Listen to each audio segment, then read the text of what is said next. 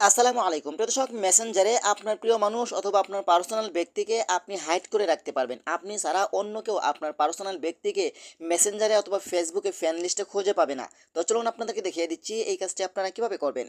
তার আগে ছোট্ট একটি কথা বলবো, যারা আমার ফেসবুক পেজে নতুন অবশ্যই আমাদের পেজটিকে ফলো করে রাখুন এমন গুরুত্বপূর্ণ নতুন নতুন ভিডিও পাওয়ার জন্য।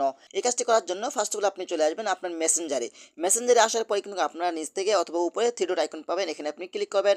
তারপর এখান থেকে সেটিংস অপশন উপরে ক্লিক করবেন। তারপর একটু নিচে আসবেন, নিচে আসার পরে কিন্তু এখানে প্রাইভেসি অ্যান্ড সেফটি এখানে আপনি ক্লিক করবেন। তারপর এখান থেকে হিডেন কন্ট্যাক্ট এখানে আপনি ক্লিক করবেন। তারপর উপর থেকে মাথা আইকন উপরে ক্লিক করবেন। তারপর এখানে আপনার ফেসবুকে ফ্যান লিস্টগুলো, এখানে আপনার ফ্যানগুলো শো হবে।